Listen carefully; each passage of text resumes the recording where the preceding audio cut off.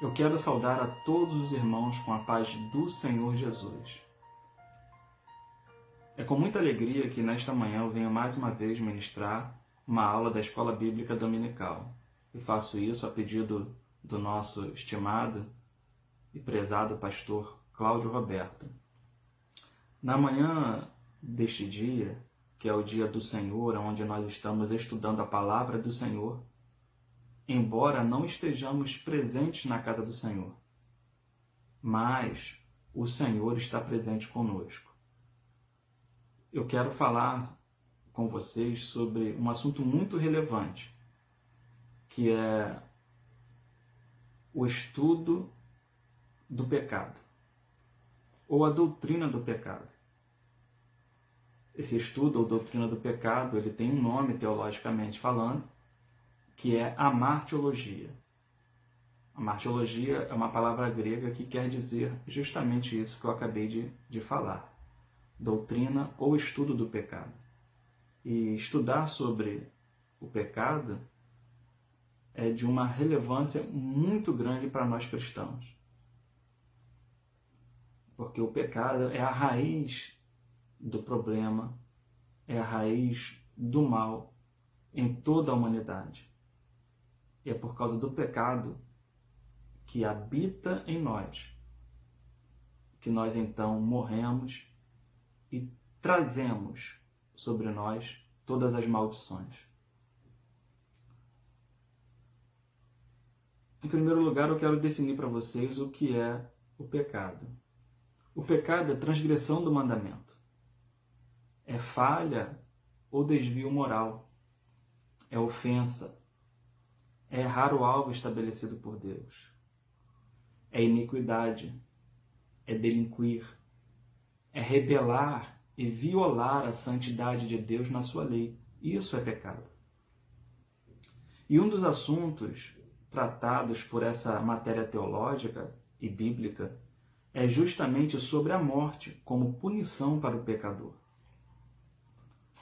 Então, para que nós comecemos esse estudo bíblico, nós precisamos pelo menos nos fazer algumas perguntas. Por exemplo, o pecado existe? Como o pecado entrou no mundo? Quem pecou? Por que nascemos em pecado? Essas são perguntas que os autores bíblicos das epístolas com certeza passaram por elas. E nós hoje também, vez por outra, em nossas reuniões ou salas de aula, também somos arguidos com essas perguntas. E precisamos ter um conhecimento bíblico sólido, consistente e claro, para poder trazer resposta e iluminação às pessoas que pedem essa explicação. Na primeira resposta, com relação à primeira pergunta, é sim, claro, o pecado existe. Embora muitas religiões e pessoas neguem a existência do pecado, o pecado ele comprova-se intensa e extensamente na humanidade. Como? Através dos nossos atos maus, que nascem dentro dos nossos corações. Isso está registrado no Evangelho de Marcos, capítulo 7, versículo 21 ao 23. Quem disse foi Jesus, e está escrito: pois do interior do coração dos homens saem os maus pensamentos, os adultérios, as prostituições, os homicídios, os furtos, a avareza, as maldades, o engano, os desejos incontroláveis, a inveja, a blasfêmia, a soberba e a loucura. Todos esses males procedem de dentro e contaminam o homem. Então, o pecado ele está enraizado em nossos corações, nascem dentro dos nossos corações, no nosso interior e são externalizados através dos nossos atos ou das nossas obras. Então, a primeira pergunta ela é respondida de forma comprovada, empiricamente, não é subjetivamente, é empiricamente. Ela é provada através das nossas atitudes. O pecado existe por causa dos nossos atos e dos nossos maus pensamentos. A segunda resposta é com relação à pergunta como o pecado entrou no mundo. Bom, o pecado entrou no mundo dos homens através de Adão. Isso está registrado em Romanos, capítulo 5, versículo 12. Quem começa a esclarecer isso é o apóstolo Paulo, que diz assim a palavra do Senhor: pelo que, como por um homem, entrou o pecado no mundo. Um homem. Este homem é Adão. Adão trouxe o pecado ao mundo, ou seja, a toda a sua geração. Porém, o pecado não entrou somente no mundo dos homens. O pecado também entrou no mundo angelical. E isto foi através do querubim ungido. Isso está registrado em Ezequiel, capítulo 28, versículo 12 a 15 e depois o 17. Filho do homem, levanta uma lamentação sobre o rei de Tiro e diz-lhe: assim diz o Senhor Deus. Tu és o silo da perfeição, cheio de sabedoria e perfeito em formosura.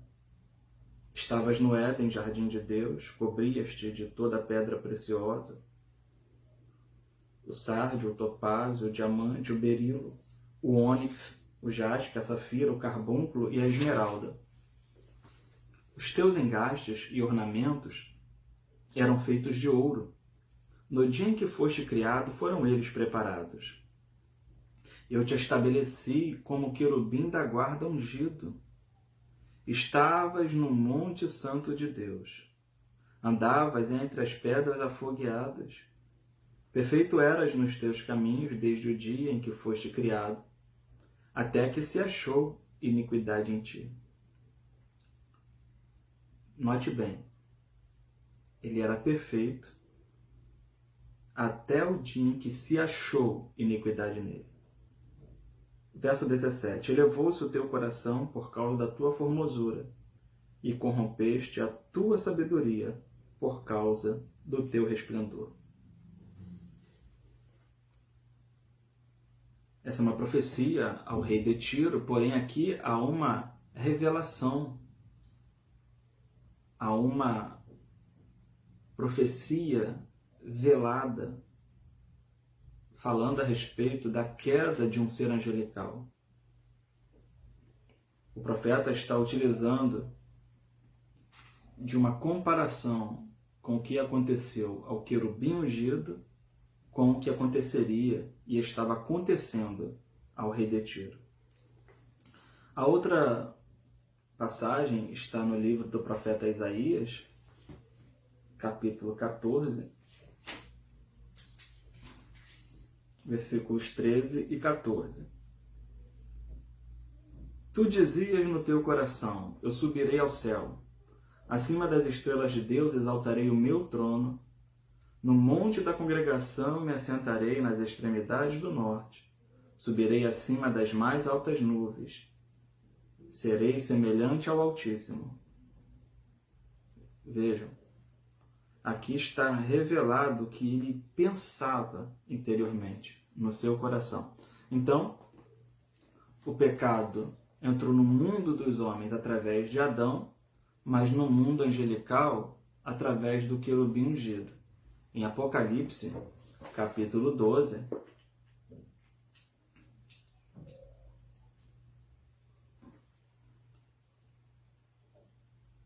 versículo 4, diz assim: a sua cauda levou após si a terça parte das estrelas do céu e lançou-as sobre a terra. É uma profecia falando a respeito desse querubim ungido que, após a sua queda, ele usa da sua sagacidade, do seu engano, da sua malícia para enganar a terça parte dos anjos que poderiam estar sobre o seu domínio, sobre o seu governo, a que eles também se rebelassem contra o Senhor. Então aqui nós temos o pecado entrando no mundo dos homens através de Adão e no mundo angelical através de Satanás. E nós percebemos que o pecado entrou no mundo angelical antes do pecado de Adão entrar no mundo dos homens. Porque quando Adão vai pecar contra Deus, a Bíblia fala que Satanás estava já na serpente, tentando a Eva. A terceira pergunta é: quem pecou? Bom, todos pecaram. Romanos, capítulo 3, versículo 23. Pois todos pecaram e destituídos estão da glória de Deus. Todos pecaram. Não foi somente Adão e Eva que pecaram. Todos nós que somos descendentes de Adão também pecamos. Adão, como representante federal e legal da raça humana, e nós como a parte solidária, pois estamos vinculados a Adão através da sua natureza herdada. Há quem possa dizer assim: mas por que eu carrego o pecado de Adão se eu não tenho nada a ver com o que ele fez, eu não tenho culpa? Sim, nós temos culpa, porque nós estávamos em Adão, porque nós somos sua geração, e nós somos a parte solidária nesse contrato. O princípio da solidariedade, para que você entenda, é o estado ou condição de duas ou mais pessoas que dividem entre si as responsabilidades de uma ação, empresa ou negócio, respondendo todas por uma e cada uma por todas. Isto é interdependência. Então, uma vez que nós fazemos a parte solidária desse contrato, nós também respondemos pelos erros de Adão. E não somente pelos erros de Adão, mas também pelos nossos próprios erros, pelos nossos próprios pecados. Isso é interdependência. O que é interdependência? É justamente depender uns dos outros. Então, para que nós pudéssemos estar aqui hoje, existir, nós dependíamos de Adão. E o pecado é justamente herdado, porque como Adão, na sua natureza original, se tornou contaminado, corrompido, a sua natureza então corrompida, contaminada, gera uma outra natureza corrompida e contaminada pelo pecado. E é justamente por esse motivo que pessoas morrem durante a sua gestação, ou seja, bebês, sem nem mesmo haverem praticado qualquer tipo de mal, pois ainda assim, em seus estados de inocência, eles carregam a herança da queda de Adão. As pessoas pensam assim: mas bebês não têm pecado. É óbvio que os bebês não possuem o pecado praticado, o pecado por comissão, mas eles possuem o pecado herdado. Agora nós vamos definir o que é a morte. A morte vem do latim mortis, que quer dizer término e cessação da vida. Teologicamente, é a separação do corpo, da alma e do espírito. é a partida da alma e a desintegração do corpo. É o pó voltando ao pó e o espírito voltando a Deus. Isso é a definição de morte. A primeira vez que ela aparece na Bíblia é como um aviso que possui grave punição aos desobedientes. Está registrado em Gênesis, capítulo 2, versículo 17. Mas da árvore do conhecimento do bem e do mal, dela não comerás, pois no dia em que dela comeres, certamente morrerás. É a primeira vez que a palavra morte aparece na Bíblia e ela aparece como um aviso de condenação, um aviso de juízo. E outra vez que ela aparece na Bíblia está em Romanos 6, versículo 23. Pois o salário do pecado é a morte, mas o dom gratuito de Deus é a vida eterna em Cristo Jesus, nosso Senhor. O salário do pecado é a morte. Então, nós aqui observamos que a morte ela é tipificada como um salário ou uma recompensa por havermos nos esforçado para pecar contra Deus. Porque, na verdade, é preciso esforço.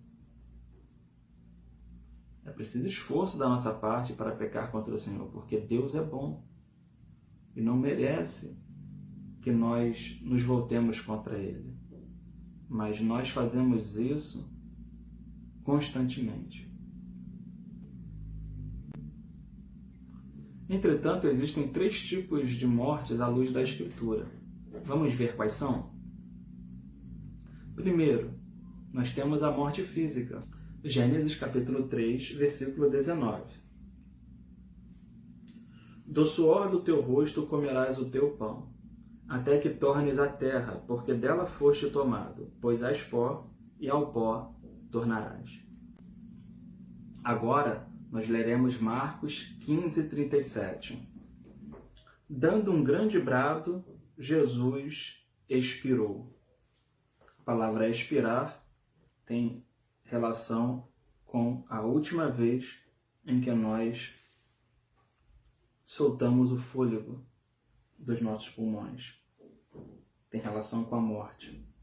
João 19, 33. Chegando-se, porém, a Jesus e vendo-o já morto, não lhe quebraram as pernas.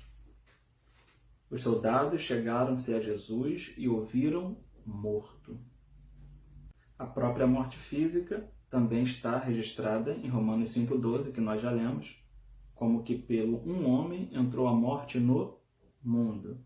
E Salmos 89, 48, que diz assim: que homem há que viva e não veja a morte, o que se livre do poder da sepultura?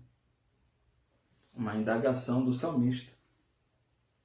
Que homem há que exista, que viva e jamais veja a morte? Que homem há que tenha esse poder, que tenha esta força, esta capacidade de se livrar da sepultura? Na verdade, não há. A segunda morte é a morte espiritual. Efésios, capítulo 2, versículo 1. Diz o apóstolo Paulo à igreja que estava em Éfeso: Ele vos vivificou, estando vós mortos nos vossos delitos e pecados. Ele vos vivificou. Ele é quem? Cristo. Cristo nos deu vida quando nós estávamos mortos nos nossos delitos e pecados.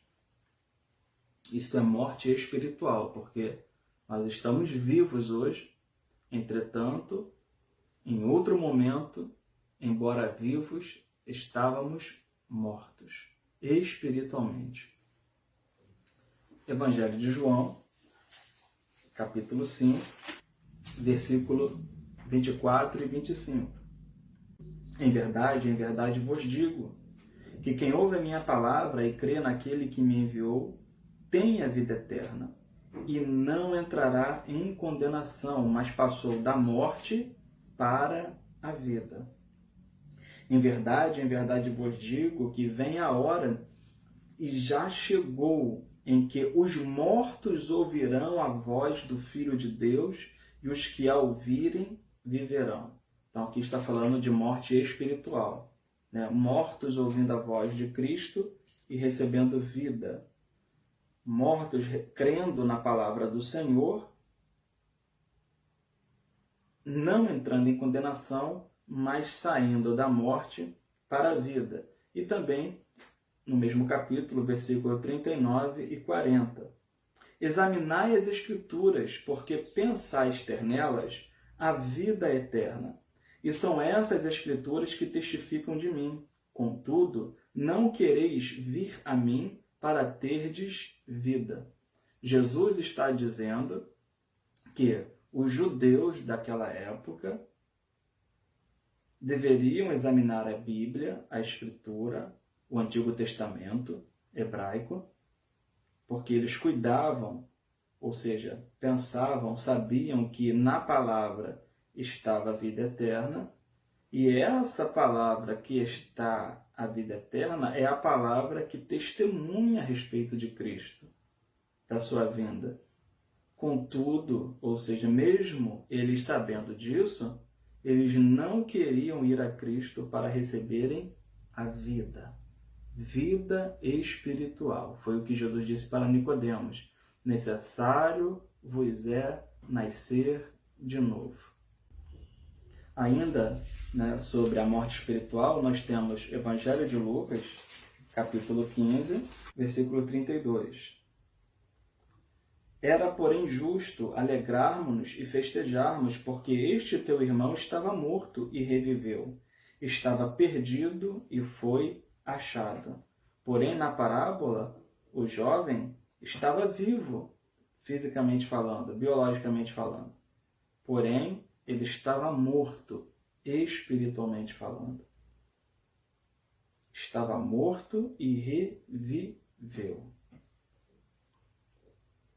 Há muitas pessoas, dentro e fora da igreja, que estão vivas biologicamente, fisicamente, porém estão mortas espiritualmente.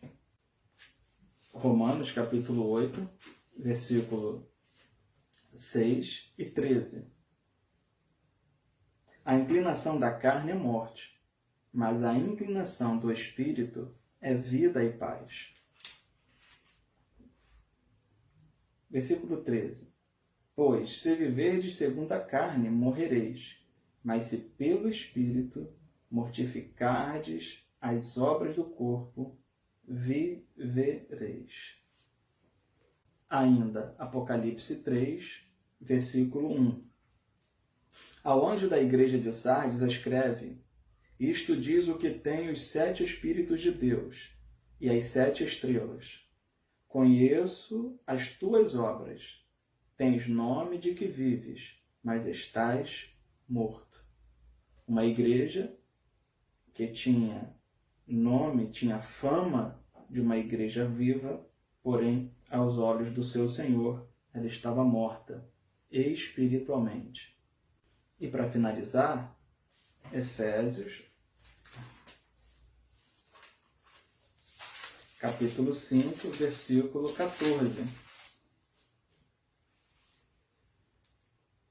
O apóstolo Paulo diz à igreja de Éfeso: pelo que diz, desperta, ó tu que dormes, levanta-te dentre os mortos e Cristo te iluminará.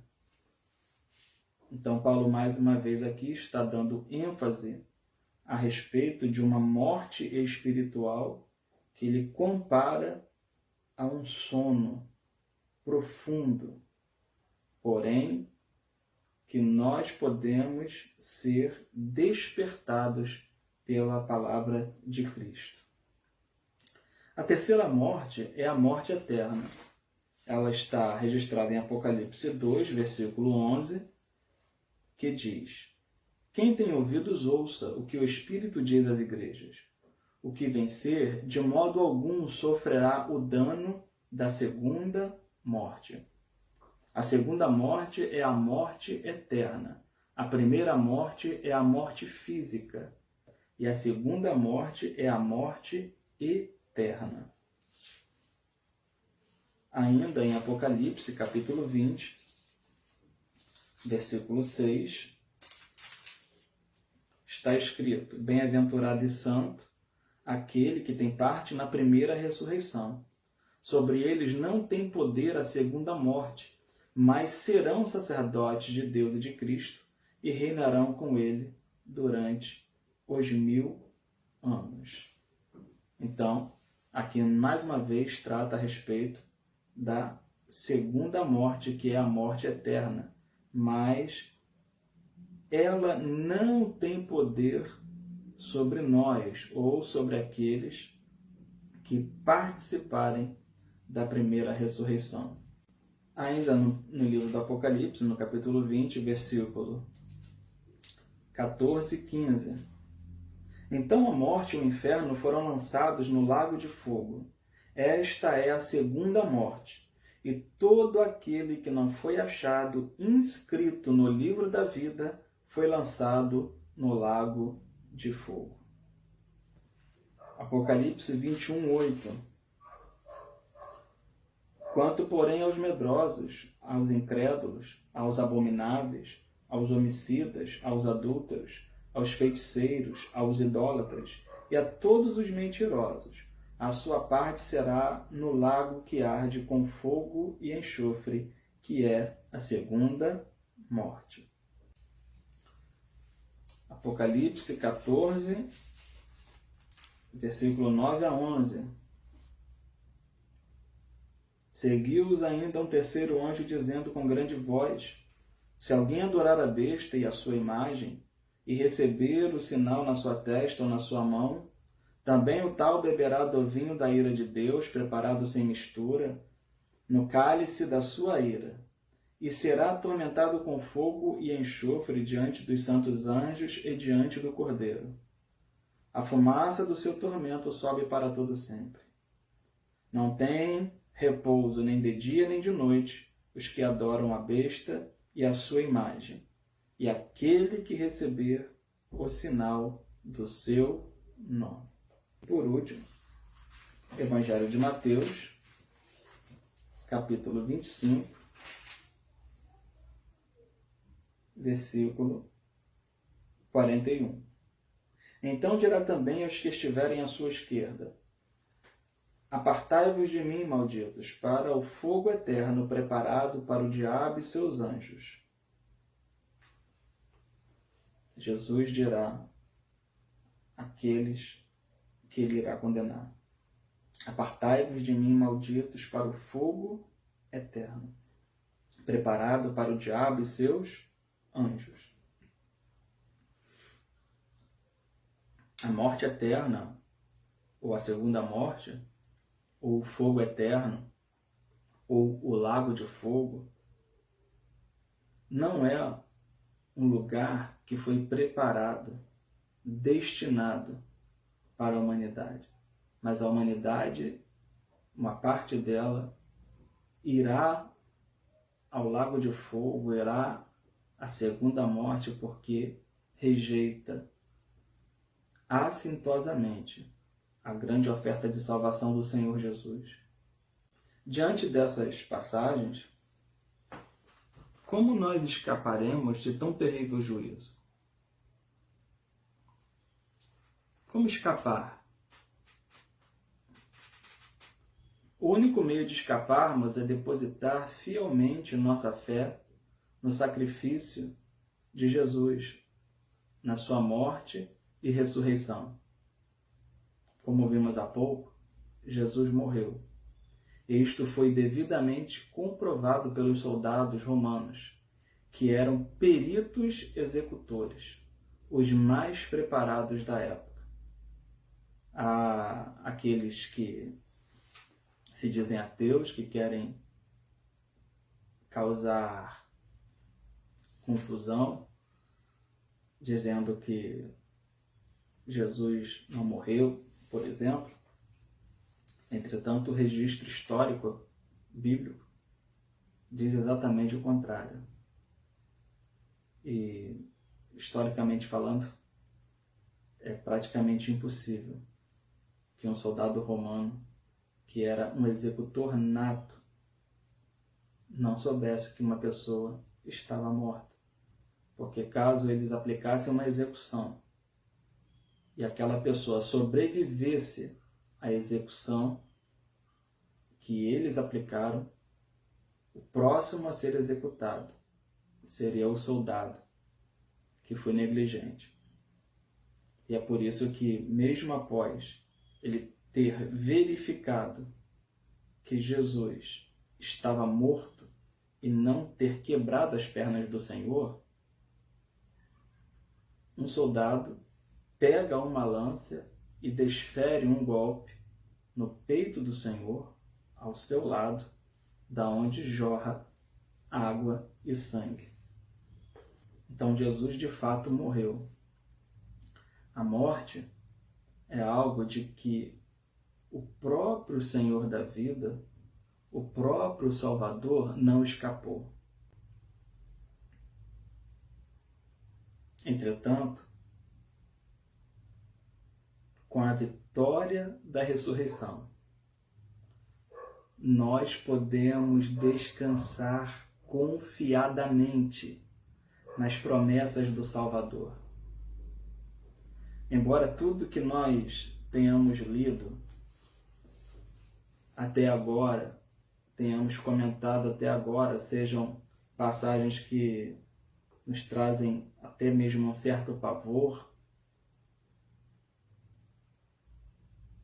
são passagens que demonstram a nossa depravação, demonstram tristemente o quão ruim nós somos.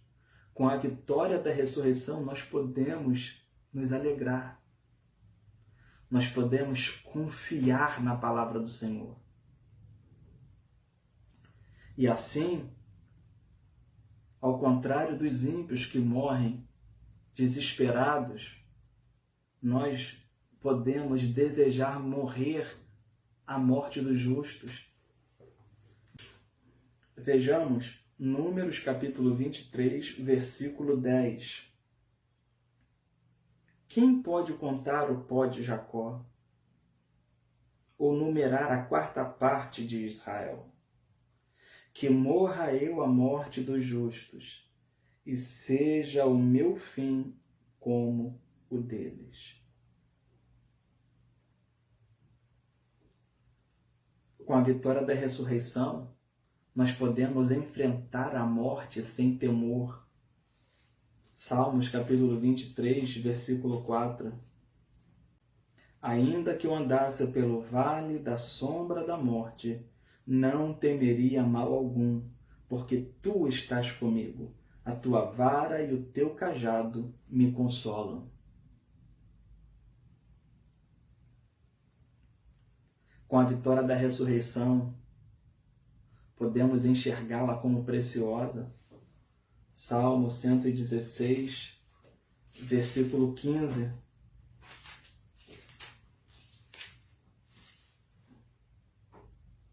Preciosa é a vista do Senhor a morte dos seus santos.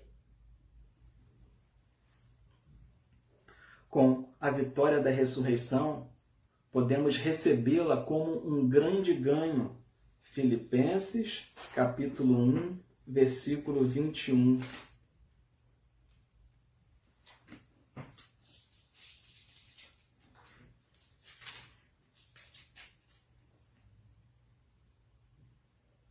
Pois para mim o viver é Cristo e o morrer é lucro, é grande ganho. Com a vitória da ressurreição, podemos vencê-la pela fé. Hebreus capítulo 11, Versículo 13. Todos estes morreram na fé, não alcançaram as promessas, viram-nas de longe e as saudaram, e confessaram que eram estrangeiros e peregrinos na terra. Ora, os que dizem tais coisas claramente mostram que estão buscando uma pátria. E se na verdade se lembrassem daquela de onde haviam saído, teriam oportunidade de voltar. Agora, porém, desejam uma pátria melhor, isto é, a celestial, pelo que também Deus não se envergonha deles, de ser chamado seu Deus, pois já lhes preparou uma cidade. Com a vitória da ressurreição, podemos gozá-la como uma bem-aventurança. Apocalipse, capítulo 14, versículo 13.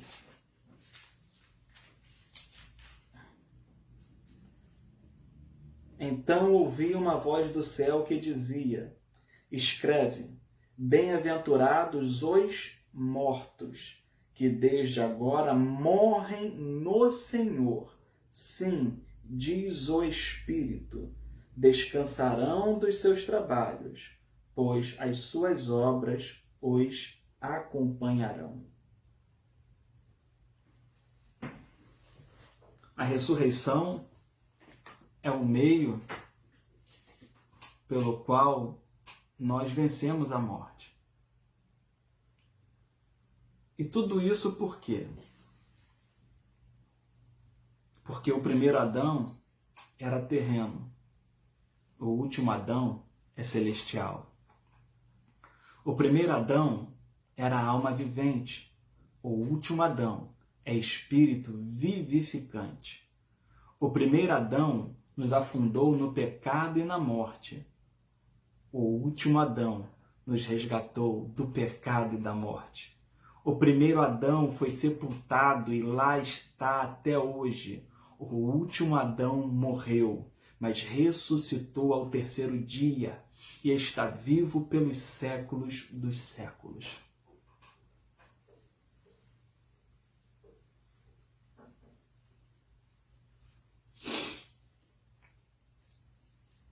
Nós não precisamos temer a morte. Nós não precisamos temer nada. Nós precisamos temer apenas a Deus. O rei Salomão disse: de tudo o que se tem ouvido, a conclusão é: teme a Deus e guarda os seus mandamentos, pois esse é todo o dever do homem.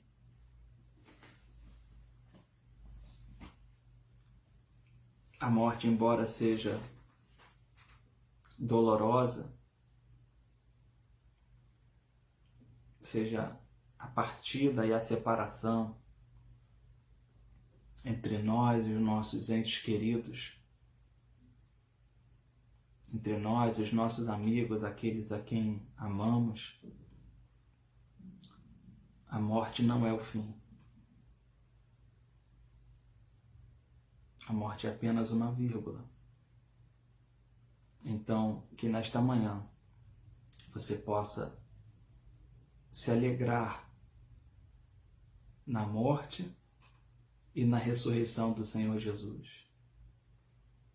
E para finalizar, eu quero ler 2 textos aqui que são importantes demais para a nossa vida. O primeiro está em Romanos, capítulo 8.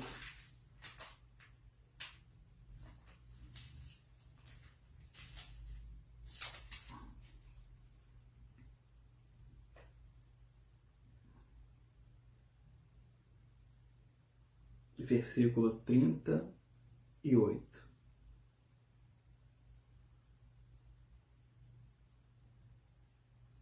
Pois estou certo de que nem a morte, nem a vida, nem os anjos, nem os principados, nem as potestades, nem o presente, nem a profundidade, nem alguma outra criatura nos poderá separar do amor de Deus que está em Cristo Jesus, nosso Senhor.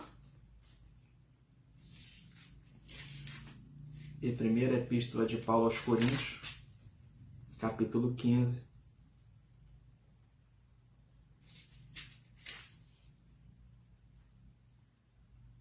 versículo 51 em diante.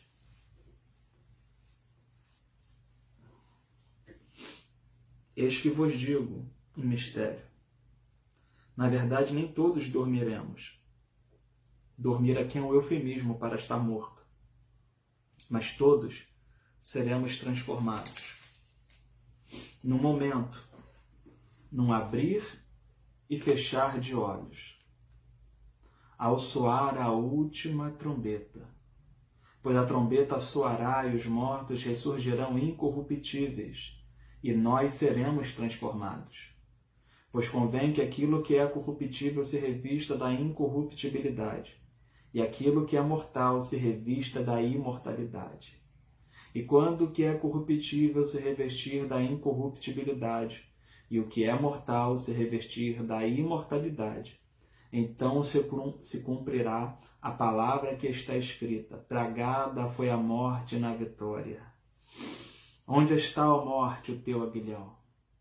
Onde está, ó morte, a tua vitória? Ora, o aguilhão da morte é o pecado. O ferrão da morte é o pecado. E a força do pecado é a lei. Graças, porém, a Deus, que nos dá a vitória por nosso Senhor Jesus Cristo. Portanto, meus amados irmãos, sede firmes e constantes, sempre abundantes na obra do Senhor, sabendo que no Senhor o vosso trabalho não é vão. Que Deus nos abençoe nesta manhã. Perdoe-me aqui as lágrimas, mas é porque eu me senti tocado pelo Espírito Santo em poder observar uma promessa tão grandiosa como a promessa da ressurreição. Cristo é a nossa esperança. Cristo é o nosso alvo. Esperança da glória. Cristo é tudo para mim. Cristo é tudo que eu tenho. Que Ele também seja tudo para ti e tudo que você tem. Que Deus nos abençoe. Que Deus te abençoe.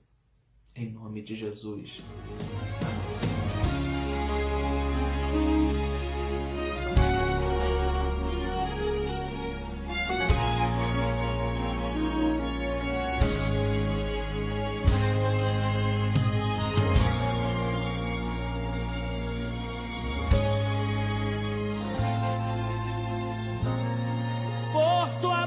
Lá na cruz, Jesus, te adorarei pelo sangue derramado, pelo véu que foi rasgado, te adorarei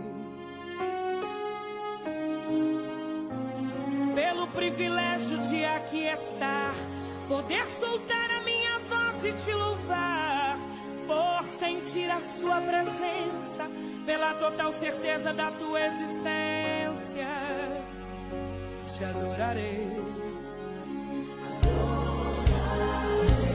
Por teu Santo Espírito que habita em mim, por teu grande amor que não tem fim, te adorarei. Por me inspirar na letra da canção, por cantar agora e sentir sua unção, te adorarei, Senhor, mais uma vez te adorarei. Fui chamado para adorar, então adorarei.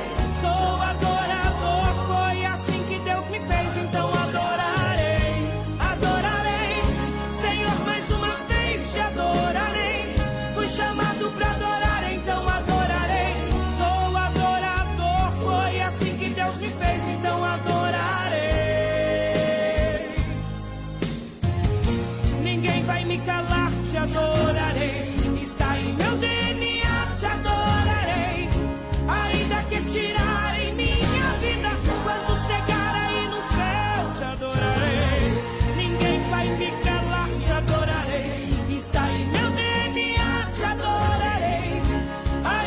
tirarem